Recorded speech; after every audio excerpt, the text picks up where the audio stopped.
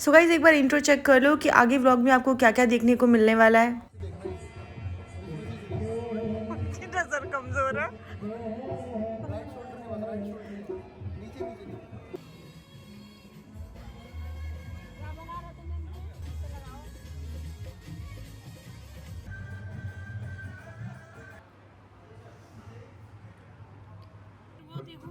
नहीं अच्छा लग रहा है, ये भी अच्छा लग रहा है, ये भी अच्छा नहीं ये अच्छा लग रहा है।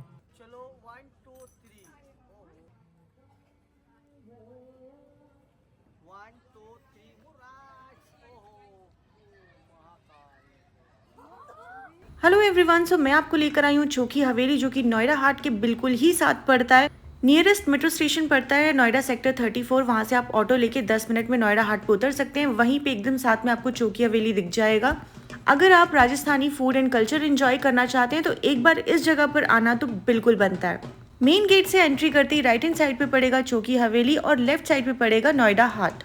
सो गाइस एंट्री करते ही ना आपको राजस्थानी कल्चर का वाइब मिलने लग जाएगा और आपका जो वेलकम होगा ना वो भी एकदम राजस्थानी स्टाइल में कुमकुम और चावल का तिलक करके वो करेंगे। बहुत ही प्यार से, बहुत ही मुस्कुराते हुए वार्म वेलकम आपको लगेगा जैसे आप किसी की शादी में आए हो। सो ये है इसका टिकट काउंटर, जहाँ पे आपको टिकट परचेज करनी पड़ेगी मेन हॉल में एंट्री करने से पहले। टिकट की डिटेल्स मैंने डिस्क्रिप्शन में ऑलरेडी मेंशन कर दी है। ये जो पूरा कॉन्सेप्ट है ना गाइज, ये एकदम चौकी धानी वाला कॉन्सेप्ट ही है, बस इसका चेन अलग है। नाम है चौकी हवेली और चौकी का मतलब जो होता है आई थिंक होता है ब्यूटीफुल, जो कि बिल्कुल इसके आर्किटेक्चर को सूट करता है। तो अब मैं आपको मिलाने जा रही हूँ यहाँ के एक और स्पेशल मेंबर से, जो हैं ये ऊँट साहब। आप इनके साथ फ़ोटो सेशन भी कर सकते हो जो कि एकदम फ्री ऑफ कॉस्ट है, और आप चाहे तो कैमल राइड भी कर सकते हो, जिसकी डिटेल्स एक्चुअली मैंने पूछी ही नहीं क्योंकि मेरे को ना पर्सनली बहुत डर लग रहा था।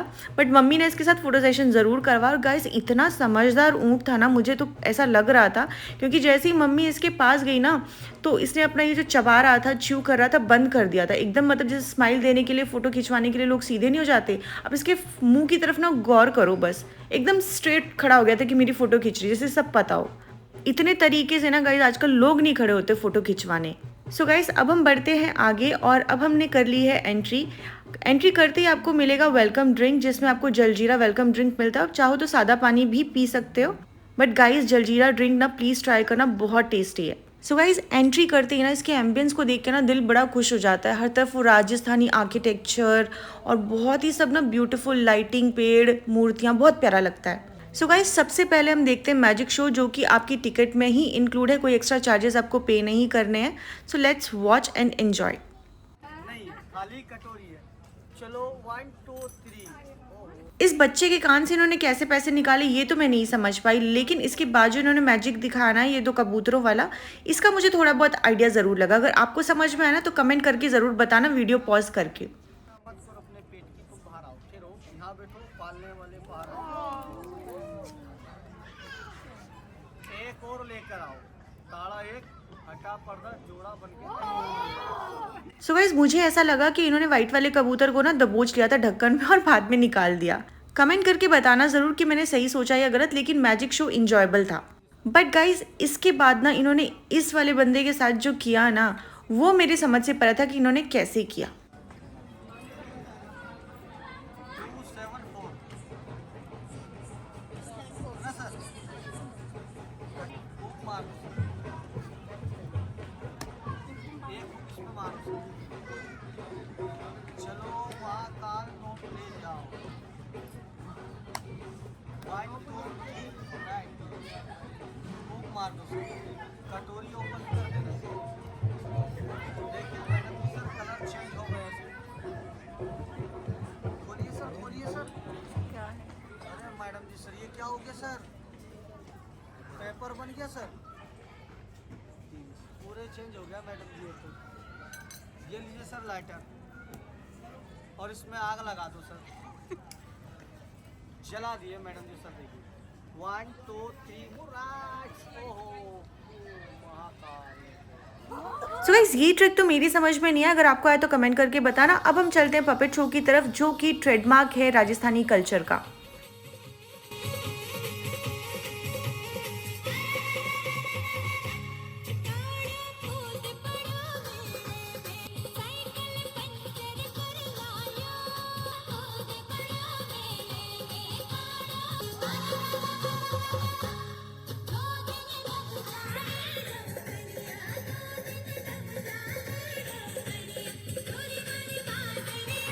इसके बाद चले गए हम गेमिंग जोन पे, जहाँ पे हमें निशाने मार के गिलास गिराने थे, रिंग्स फेंकनी थी प्रोडक्ट्स के ऊपर और शूट करने थे गुब्बारे।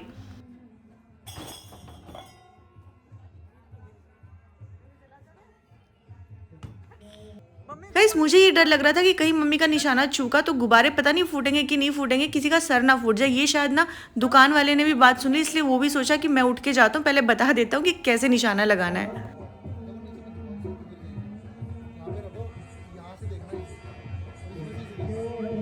नजर कमजोर है।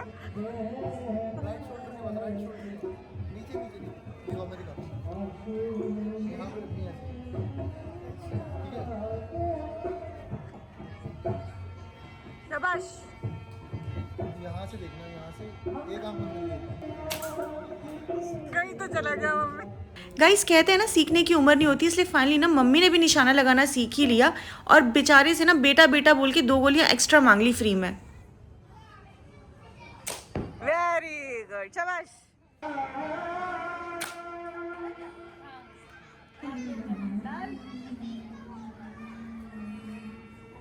सो ये काउंटर लगा हुआ था लाख की चूड़ियों का, जहाँ पे आपको वैरायटी ऑफ डिज़ाइंस मिल जाएंगे चूड़ियों के, बहुत सारे कलर्स मिलेंगे और बहुत ही रीज़नेबल प्राइस पे। और गाइज मम्मी ने यहाँ से एक सेट परचेज करा चूड़ियों का, जो कि बहुत ही ब्यूटीफुल था। नहीं अच्छा लग रहा है, ये भी अच्छा लग रहा है, ये भी अच्छा, नहीं ये अच्छा लग रहा है।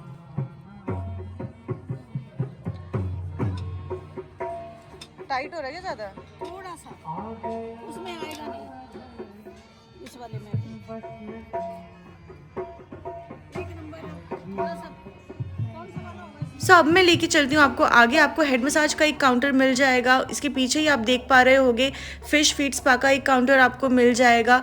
और आप राइट हैंड साइड पे देखोगे तो आपको यहाँ पे लाइव सॉन्ग्स चलते हुए मिल जाएंगे। आप अपनी फरमाइश भी यहाँ पे बोल सकते हो गाने के लिए। साथ में ही बैंगल्स वाला स्टॉल है और उसके पीछे गेम्स वाले स्टॉल्स हैं। इस वाली साइड की ना गाइस लाइट वर्क नहीं कर रही थी, वरना पिक्चर्स और वीडियो ना बहुत अच्छी आती। ये एक बहुत ही इरिटेटिंग पॉइंट था आज का। गाइस राइट हैंड साइड में ना स्टेज बना हुआ था परफॉर्मेंस के लिए। इस पे ना बहुत सारे आर्टिस्ट बहुत सारी चीज़ें परफॉर्म करते हैं। फॉर एग्जांपल ये जो फीमेल आर्टिस्ट हैं ये डांस परफॉर्म करती हैं और मटके वटके रख के और कुछ हाइट वाली चीज़ों पे चढ़कर फिर उसके बाद डांस परफॉर्म करती हैं, गाने गाए जाते हैं।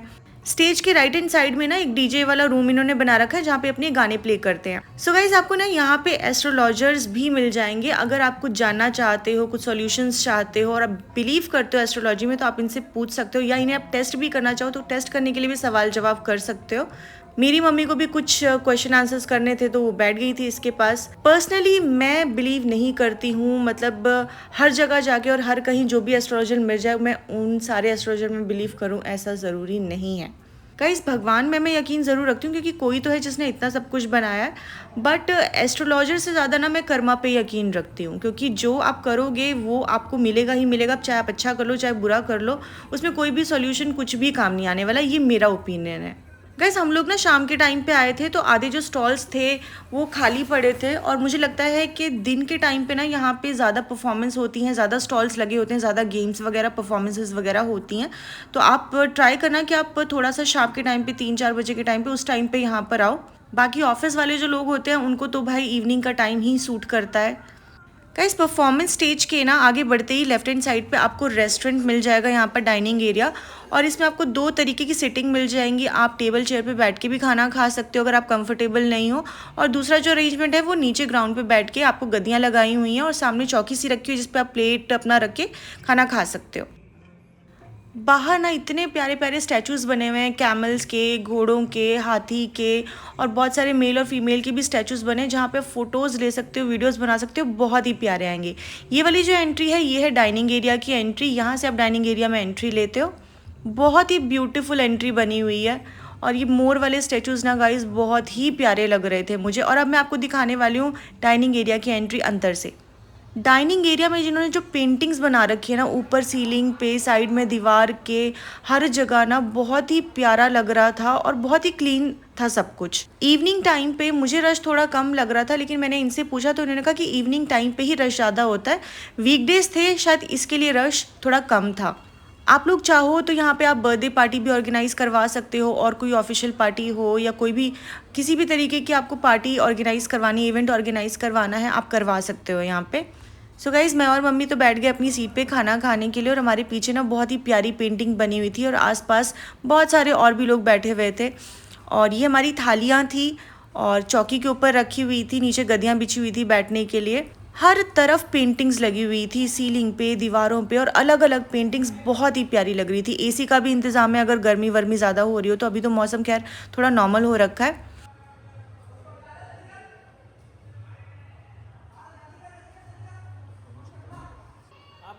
हाँ डाल दो, थोड़ा थोड़ा ही। सबसे पहले आया चूरमा, अचार और सैलेड।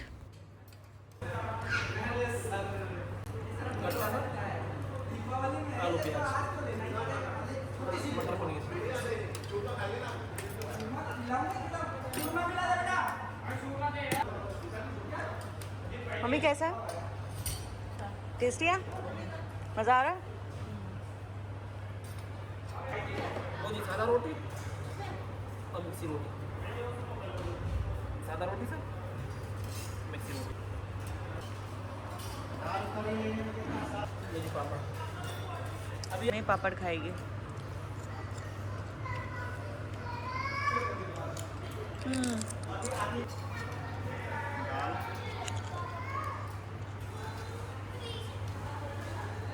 लो जी बाट। कैसा टेस्ट? सब चीज़ टेस्ट कर ली क्या? सो ये है हमारी थाली जिसमें आपको दाल, कड़ी, पनीर की सब्जी, गट्टे की सब्जी, आलू की सब्जी, चूरमा, सैलेड, पापड़, 2 रोटियां, अचार मिलता है। रोटियों में आपको नॉर्मल रोटी और बेसन की रोटी मिलती है। गाइस आपकी टिकट प्राइस में ही इंक्लूड होता है ये खाना और अनलिमिटेड होता है, आप जितनी बार चाहे उतनी बार ले सकते हो। बट मेरे अकॉर्डिंग ना एक बंदे के लिए सफिशेंट है। गाइज यहाँ पर ना मैं एक ऑनेस्ट रिव्यू ज़रूर देना चाहूँगी कि चौकी धानी का जो खाना है ना उसका टेस्ट बेटर है चौकी हवेली के खाने से, यानी यहाँ के खाने से। यहाँ का खाना टेस्ट में ख़राब बिल्कुल नहीं है, बट बेटर अगर बात करोगे तो चौकी धानी का खाना का जो टेस्ट है वो ज़्यादा अच्छा है। इसके साथ साथ ही आपको मिलती है बाजरे की खिचड़ी।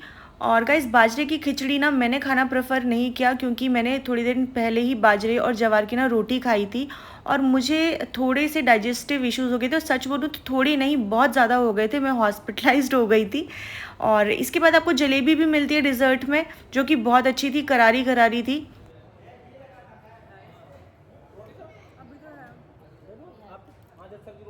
खाना खाने के बाद हम वापस बाहर आ गए और वहाँ पे ना क्ले से दिए विए बनाना सिखा रहे थे एक भैया, लेकिन वहाँ पे इतना रश था कि हमने सोचा हम पहले आगे बढ़ जाते हैं, थोड़ा फोटो सेशन कर लेते हैं और थोड़ा डांस वांस और थोड़ा इन्जॉय कर लेते हैं। वापस जब खाली हो जाएगा इनके पास स्पेस तब आएंगे। इसके बाद हम बढ़ गए लाइव परफॉर्मेंस देखने के लिए।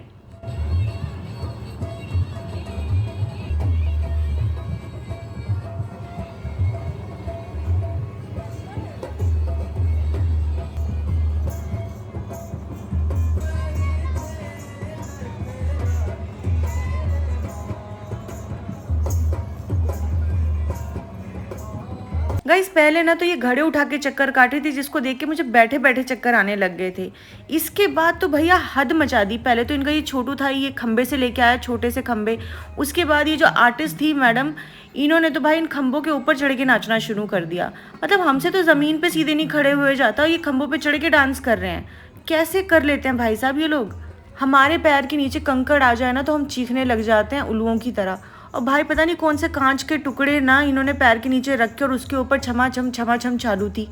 फिर इन्होंने कहा कि भैया तुम्हारी टेंशन दूर करते हो, तुम भी स्टेज पे आके नाचो। हमने कहा भाई पहले कांच के टुकड़े हटवाओ फिर नाचेंगे।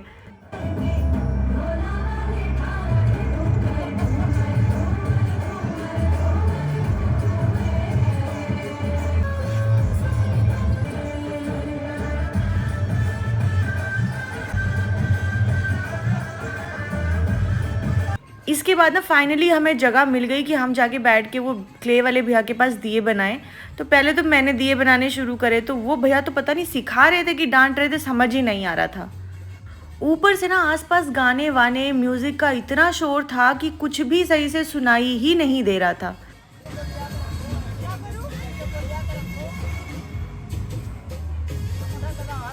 फिर उन्होंने मुझे कोई तो इंस्ट्रक्शन दिया कि इसको ऐसे करो वैसे करो, और भाई मैंने पता नहीं क्या किया और दिया मेरे हाथ में आ गया। और इसके बाद जो भाई साहब इसने मुझे समझाने में जो डांटा है ना, मन तो करता दिया इसके मुंह पे मार के भग जाऊं। और गाइस मैं उन लोगों में से हूँ जिन्हें ना मिट्टी स्लेट ये सब खाने का शौक है, तो इस मिट्टी पे भी ना मैं मिट्टी की खुशबू ढूंढ रही थी पर आई नहीं, पता नहीं ये मिट्टी थी कि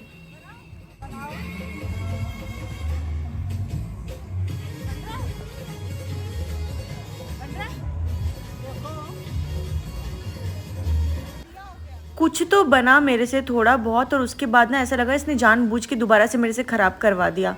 और इसके बाद जो गाइस मैंने डिज़ाइन बनाया ना उस पर तो मैं भी शर्मिंदा हूँ और शायद ये भी शर्मिंदा हो गया था।